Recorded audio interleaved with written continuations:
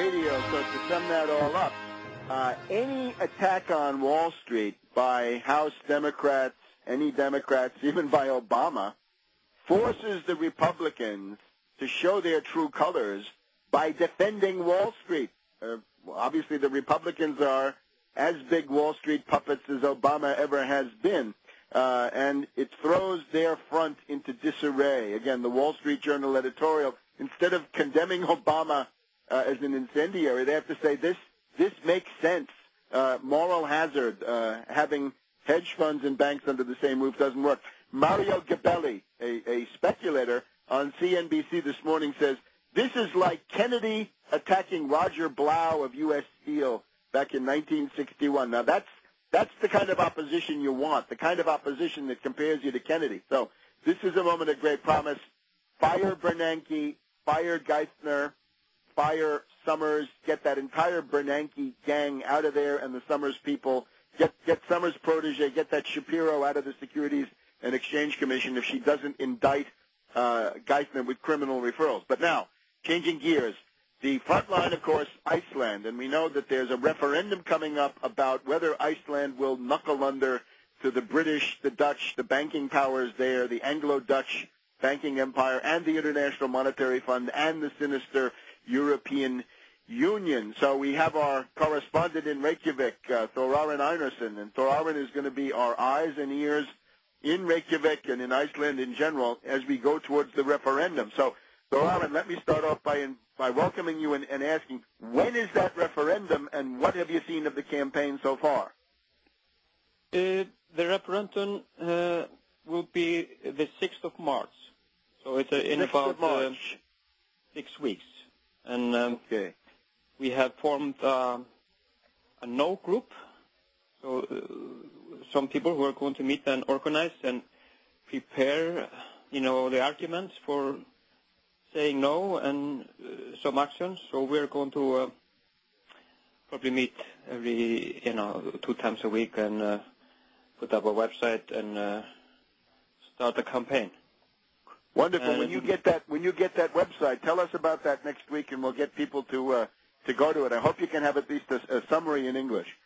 Yeah. In the meantime, I would urge you to go to SaveThePeopleOfIceland.com just to put your name for support. Right, and that I believe is Brigitte Jonsdottir and some others. Yes, she put it, and of course we are working with her.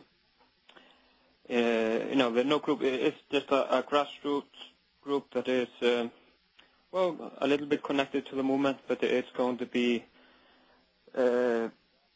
cross-political. It's a united front of political parties, individuals, organizations. It will be that, or that's the plan, of course. And now, how do you say no in Icelandic? Nei. Nei, and how do you spell it? It's N-E-I. Okay, nay. Well, that's understandable over here, right? The yays and nays, and in this case, it's a nay. It's Icelandic can be it's a bit similar to Old English. It's easy for Icelanders to understand Old English. Okay, now recognize some words. In terms of the no front, right? The no group, the united front of no. First of all, maybe tell us what kinds of organizations, or maybe you'd like to tell us at least what kinds of politicians you've got. I guess it's a combination of grassroots and established political people. So tell us something about how it's working. Well, actually, this group was just formed in a meeting, connected to it was actually the movement that got, parliament members. It was founded after the revolution. Well, yeah, actually, now it's the first, it's the 1-year anniversary of this pot and pan revolution. Was 2 days ago, and it was when the people kicked out the government, and it was, of course it didn't get much better instead, but the importance of this event is that the people felt their power. They noticed that they could actually get rid of their government, and so that was good momentum, and of course we did it again recently when the people stood up and demanded a referendum on the Icesave dispute. And so the government, now that's for people who don't know any of this, and that's a large number. The government that was ousted a year ago was the right-wing, deregulating, privatizing, free market, laissez-faire, right-wing government, correct? Yes, it was actually two coalitions that are mainly responsible, but the Independence Party being a partner in both of them and being in power for about 18 years. And so they are the mainly responsible, but the Social Democrats who are now in power with the left Greens, they were in this last government that we kicked out. And so they are okay, but basically a year ago you go from the right-wing government to the Social Democrats then coming in with the left Greens as a coalition partner. Yes, and of course people had some hopes that this would be much better, but they haven't shown any guts, and they haven't done the things that they were expected. And if I understand, the line of the Social Democrats is you must pay the debt so that you can be admitted into the European Union and undergo all of that, oppression and harassment that the European Commission is going to pour on your head. Yeah, well, this is probably the policy, but of course they deny it. It is debated in Iceland whether we say that the solving the IceSafe dispute is like a ticket to the EU, and the government says there is no connection, obviously wrong. Mm-hmm. But of course there is a connection, and finance ministers, at least in the UK, have used this as a threat against Iceland. But of course, I just welcome it as being opposed to the EU. I'm just fine with that they use it to block Iceland from joining the EU. Thorin, can you tell us who are the politicians and parties who say pay the debt, and what kinds of arguments do they use?